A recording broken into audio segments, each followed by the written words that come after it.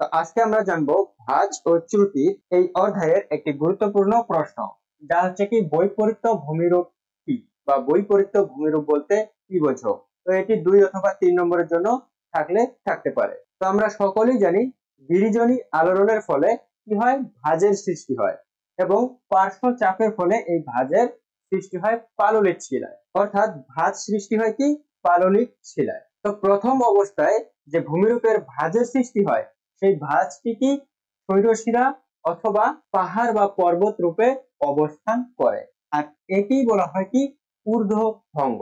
এবং ভাঁজের এই অর্ধভঙ্গ বা যেই অংশটি নিচে থাকে তাকে বলা হয় অর্ধভঙ্গ, আর এটি কি উপত্যকা হিসেবে অবস্থান করে। তো একে বলা হয় ভাঁজের ঊর্ধ্বভঙ্গ এবং এই অংশকে বলা হয় ভাঁজের অর্ধভঙ্গ।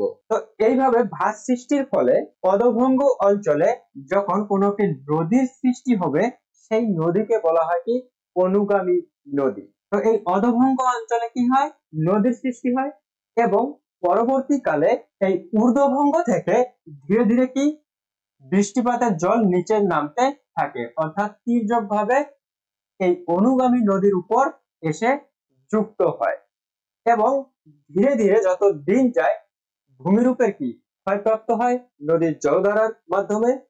এবং এই ঊর্ধ্বভঙ্গ অঞ্চলে কি হয়, একটি পরবর্তী নদীর সৃষ্টি হয়। অর্থাৎ অধভঙ্গ অঞ্চলে কি থাকে, একটি অনুগামী নদী থাকে এবং ঊর্ধ্বভঙ্গ অঞ্চলে থাকে একটি কি পরবর্তী নদী। তো যদি কোনো কালক্রমে এই পরবর্তী নদীর ক্ষয় কার্যের ক্ষমতা বেশি হয় তখন কি করবে, এই ঊর্ধ্বভঙ্গ অঞ্চলকে এই অধভঙ্গ অঞ্চলের তুলনায় বেশি পরিমাণে ক্ষয়প্রাপ্ত করবে। অর্থাৎ এই অধভঙ্গের তুলনায় এই ঊর্ধ্বভঙ্গ অতিরিক্ত ক্ষয়প্রাপ্ত হবে এবং সেই ক্ষয়ের ফলে এই ঊর্ধ্বভঙ্গ কি হবে, অধিক ক্ষয়প্রাপ্ত হয়ে নিচে নামতে থাকবে। অর্থাৎ এই ভাঁজের ঊর্ধ্বভঙ্গ অর্থাৎ উচ্চভূমি ধীরে ধীরে কি সমতল অর্থাৎ নিচু ভূমি হতে শুরু করবে। এরপর সর্বশেষ পর্যায়ে কি হবে, এই ঊর্ধ্বভঙ্গ অঞ্চল এতটাই ক্ষয়প্রাপ্ত হবে যে এই অধভঙ্গ অঞ্চল উঁচুতে অবস্থান করবে এবং যেটি আগে ঊর্ধ্বভঙ্গ ছিল সেটি নিচুতে অবস্থান করবে।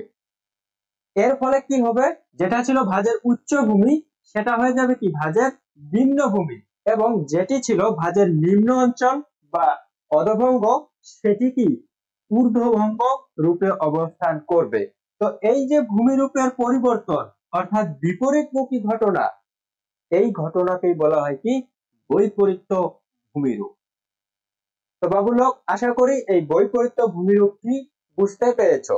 তো তোমরা এর নোট কিভাবে লিখবে, তো এই বৈপরীত্য ভূমিরূপের নোট তোমরা এইভাবে লিখতে পারো যে ভাঁজযুক্ত শিলাস্তরের প্রাথমিক পর্যায়ে ভূমিরূপের ঊর্ধ্বভঙ্গে শৈলশিরা বা পর্বত ও অধভঙ্গে উপত্যকার সৃষ্টি হয় এবং অধভঙ্গ অঞ্চলে সৃষ্টি হয় অনুগামী নদী এবং পরবর্তী সময়ে ঊর্ধ্বভঙ্গে সৃষ্টি হয় পরবর্তী নদী।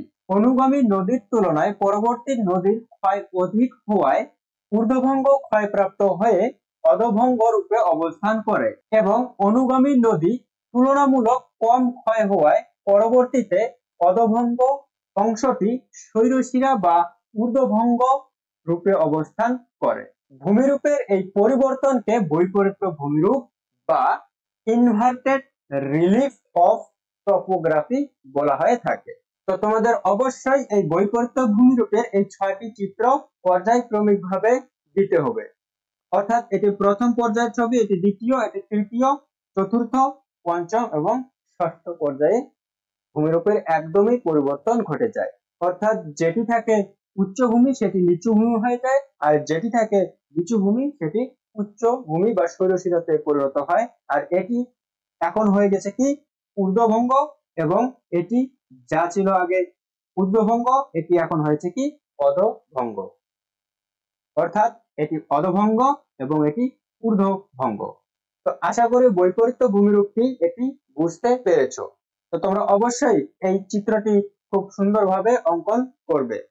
তো এই ভাঁজ ও চ্যুতি এই অধ্যায়ে তোমার কোনো বিষয়ে যদি বুঝতে অসুবিধা হয়ে থাকে তো আমাকে অবশ্যই কমেন্টে জানাতে পারো, আমি অবশ্যই সেই সম্পর্কে অতি সহজভাবে বোঝানোর চেষ্টা করব।